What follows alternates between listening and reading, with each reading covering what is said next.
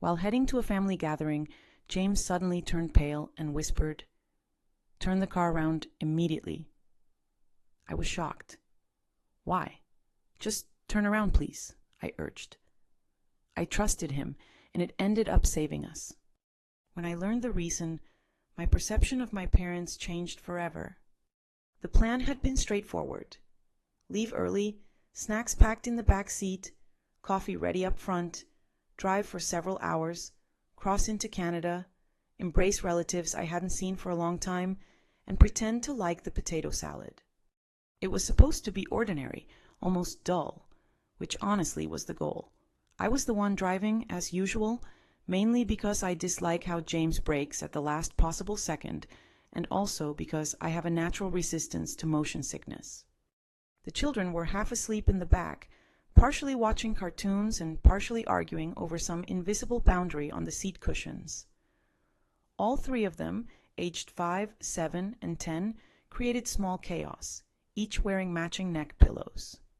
Everything felt stable, neither magical nor awful, just normal, until James said, "Turn around now." At first, I didn't react, or maybe I did, but only superficially. I laughed or smirked, one of those automatic responses when you think someone is joking but not funny enough to laugh out loud. "Why?" I asked. He stayed silent for a moment, staring straight ahead. Then he said, "Please just turn around." That was when I realized this was no joke. James never panics.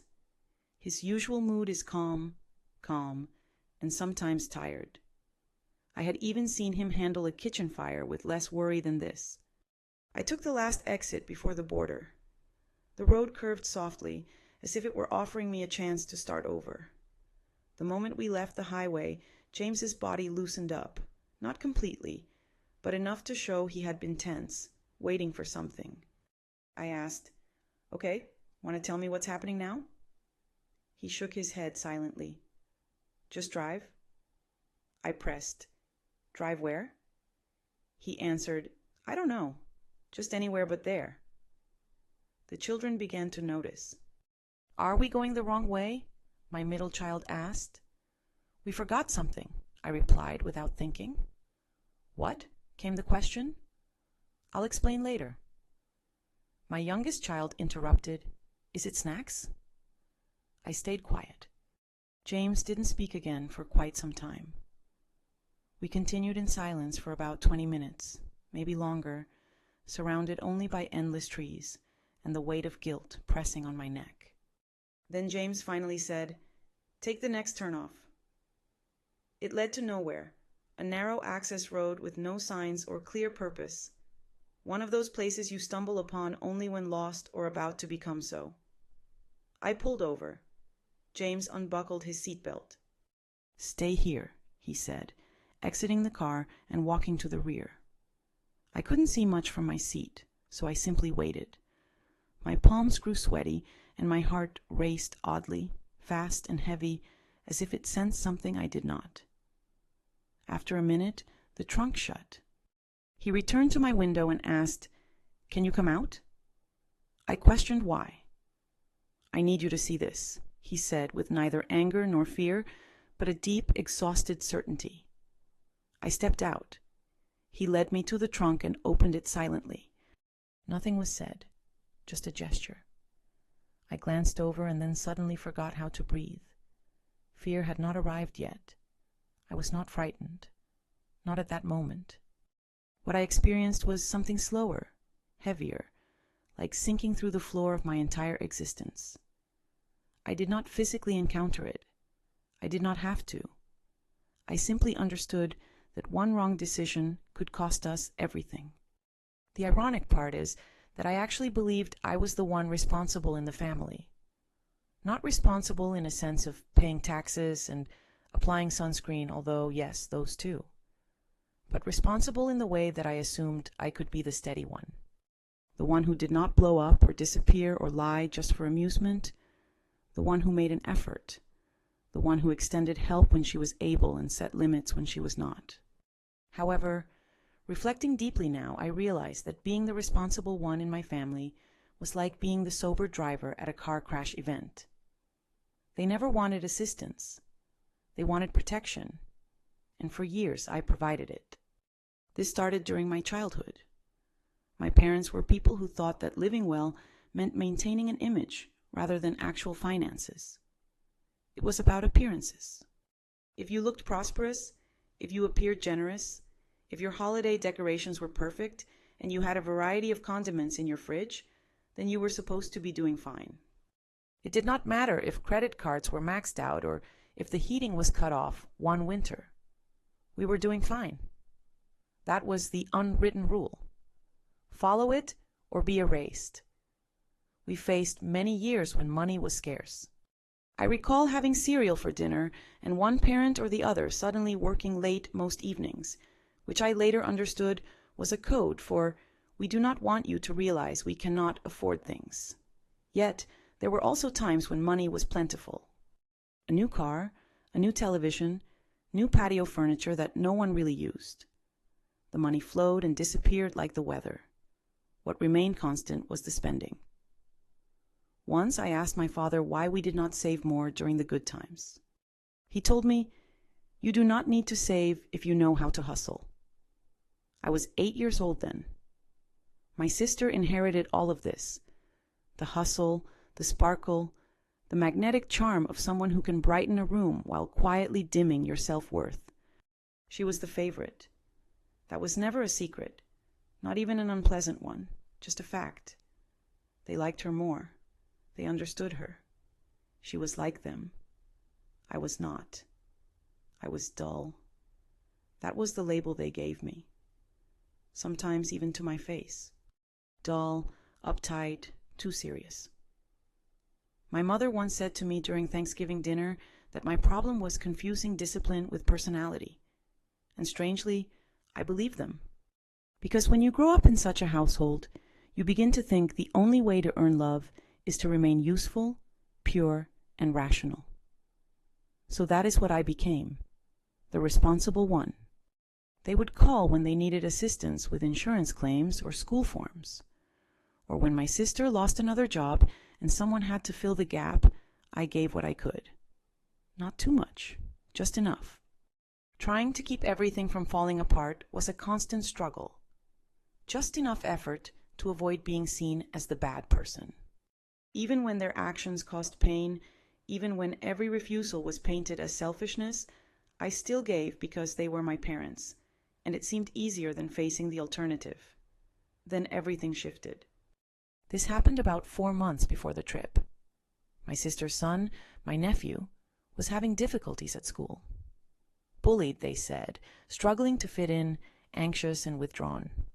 He had undergone evaluations, and a therapist apparently suggested a smaller setting would be beneficial. They had found a private school, highly selective and extremely costly, which they described as life-changing. Of course, they couldn't afford it, but somehow they managed to get him conditionally accepted on the condition that a deposit was paid. They just wanted a little help to secure it. They promised they would repay me. My heart sank as soon as those words left their mouths. It wasn't that I didn't care. I did. That was the worst part. I liked the boy and genuinely wished good things for him. But I also recognized this pattern. I knew how it began and I knew how it ended. I said no.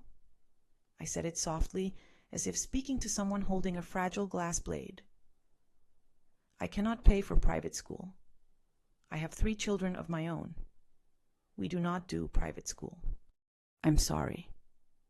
They did not raise their voices. They simply grew silent, cold. My mother said, "Of course, I forgot. You have rules." After that, we didn't talk for some time until the reunion approached. Suddenly, everything turned cheerful again. They were incredibly happy to see us. They had figured everything out: the school, the reunion, the drive. It all was falling into place. I didn't ask how, convincing myself it wasn't my concern. They wondered if we could take an extra bag in our car. Their vehicle was too packed, and since we had the SUV, I agreed. "Just let me know," I said. That happened a few days before we left. Then, on the morning of departure, while we were loading up, my father handed me the red duffel bag. "This won't fit in our car," he mentioned. "Just this one bag."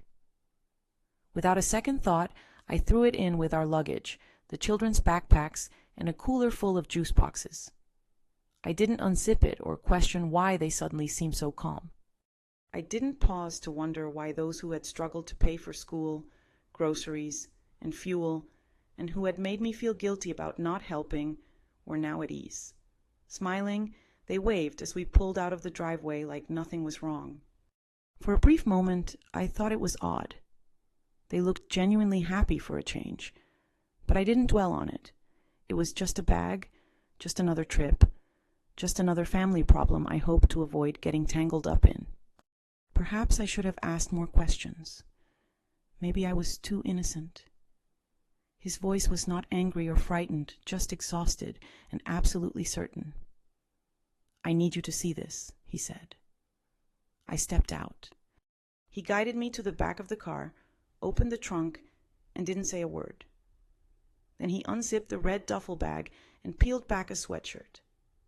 That's when everything changed. I stopped. Inside, wedged between clothes, stuffed into what appeared to be a child's toiletry bag and sealed in plastic, were packets.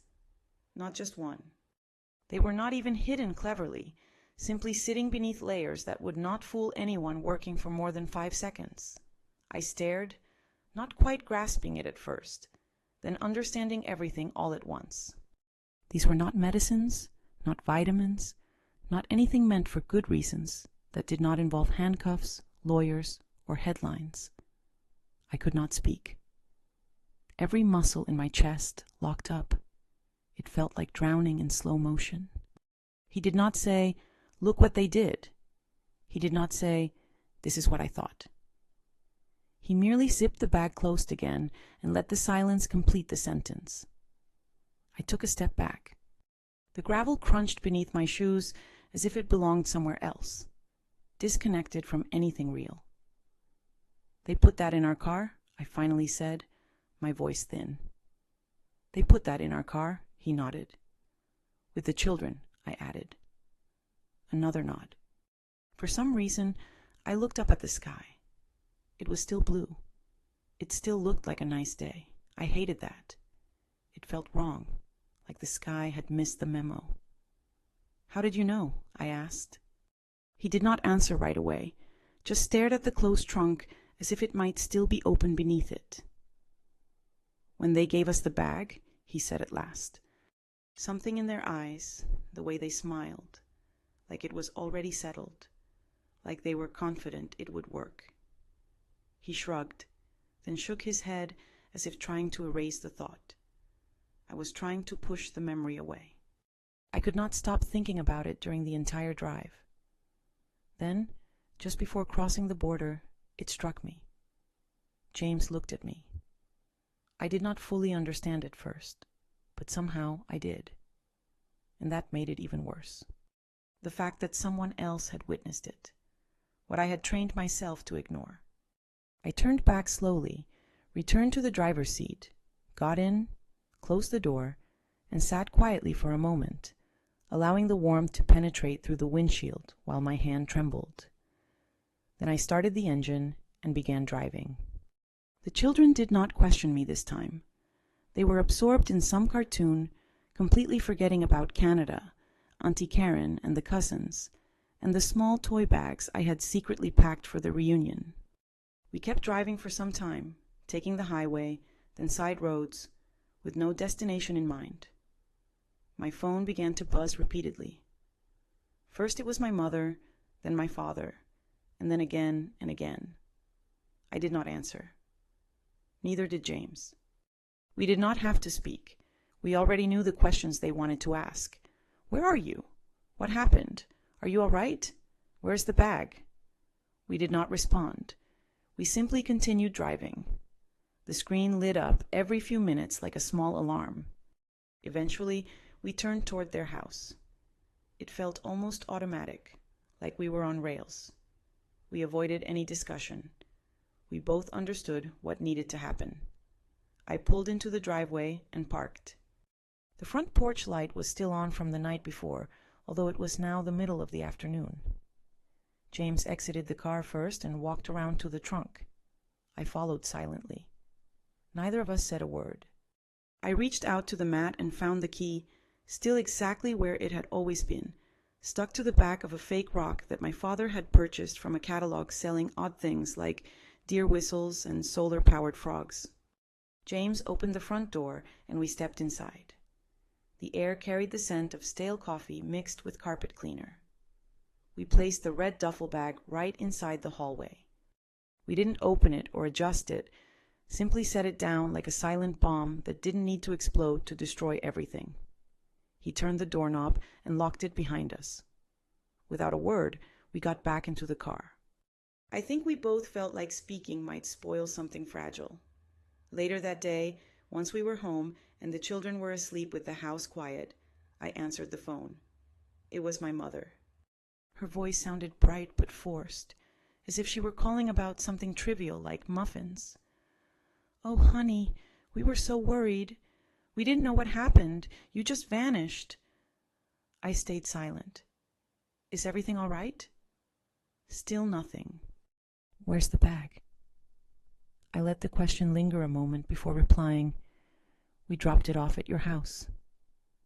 A pause followed, and then I added, "Maybe you should have taken it yourself if it was so important." Her tone didn't change, but I heard the hesitation, the flicker of recognition telling me she understood exactly what I meant and knew what she had done. No words came from her, and I remained quiet as well. Then I said, "We're not going to do this. Don't call again." I hung up. That was the end. No shouting, no final words, just a boundary clearly drawn. They appeared on a Wednesday without any prior notice, no message, just the doorbell ringing as if they were bringing muffins instead of burden. I recognized who it was even before glancing through the peephole. There is a certain weight that enters a home, like an unpleasant odor or electrical charge in the air, especially when it involves people who believe they have done nothing wrong. I cracked the door just enough to step outside and closed it firmly behind me. James's parents stood there as if they had not just attempted to explode my entire world, carrying a smile in a duffel bag. My mother gave me a tight, rehearsed smile, the kind that is meant to appear affectionate but fails to reach the eyes. "We wanted to check in," she said, as if we were part of a group chat and I had simply missed an invitation to brunch. My father chimed in, "We thought maybe we could clear the air." I remained silent, folding my arms and waiting. After a brief pause, my mother finally said, "We did not know how much you understood." That was the giveaway. They knew that I was aware. They just did not realize how much I had allowed myself to believe in some things. I tilted my head and asked, "You mean the bag?" Neither replied, which was answer enough. "You put it in our trunk," I said, "with your grandchildren in the back seat." My mother swallowed hard. "We did not think it would be a big deal," she murmured. "It was not going to be anything," my father said, attempting to keep calm. "Just something to help with the debt, that is all." "We were desperate," my mother added. "You refused to help." There it appeared again, the usual fallback excuse, the all-purpose defense. You refused to help, as if it were just a reaction to my supposed lack of generosity, as though their betrayal was simply the expected result of my setting boundaries. I did not shout or weep.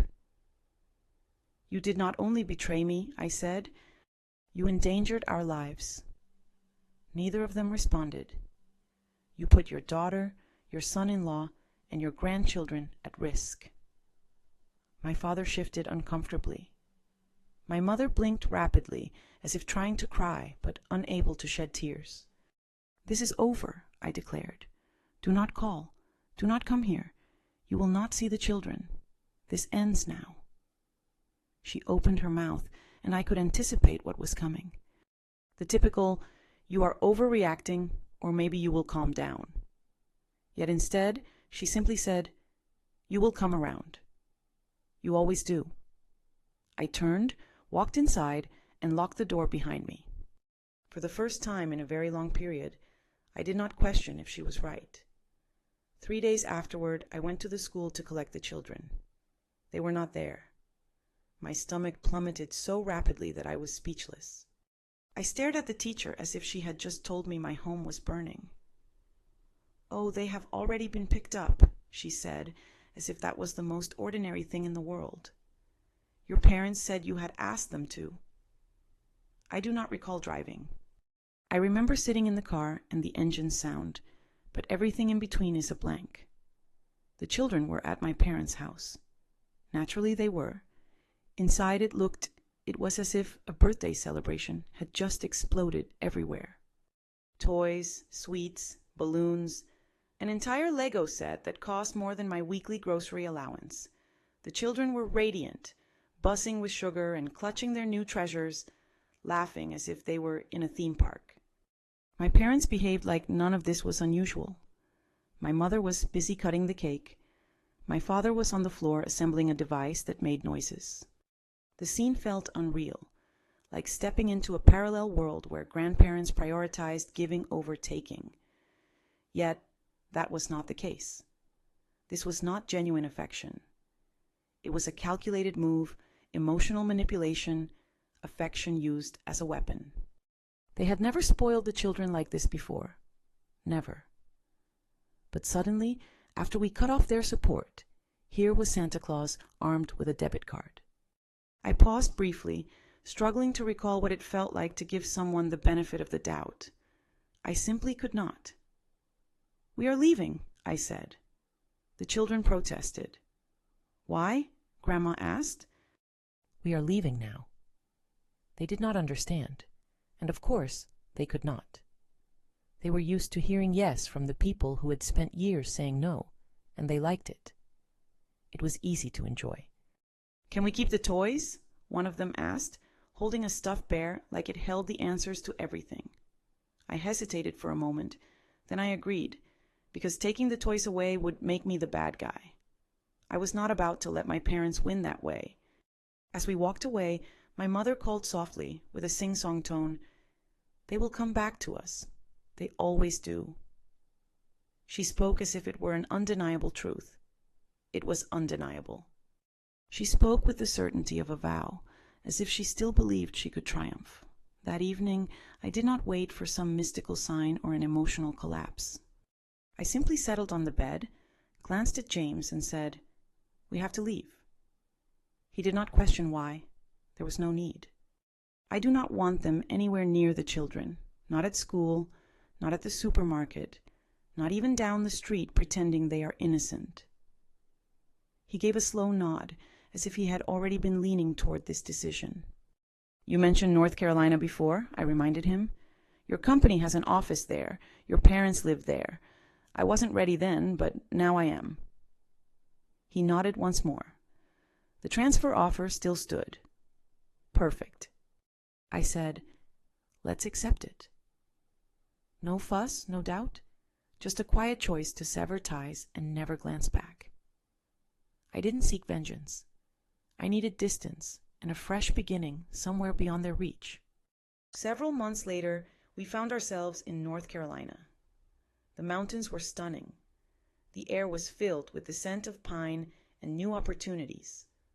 The children attended unfamiliar schools. His parents, warm and steady, lived only 20 minutes away and genuinely wanted to help. We didn't disclose our location to anyone. We blocked phone numbers, vanished without drama or theatrical exits, but with the intention of claiming the peace we deserved. One afternoon, my phone buzzed from an unknown caller. I let it go to voicemail. Later, I listened. It was a cousin, someone I barely spoke with. "Hey, your mother. She says she doesn't know your whereabouts and is deeply upset. She said, 'You just cut off all contact.' I don't understand what's happening, but family is important."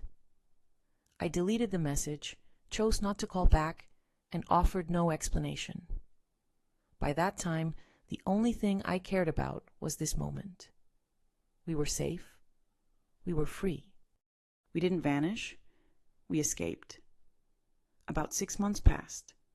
A new state, a new school, and new routines.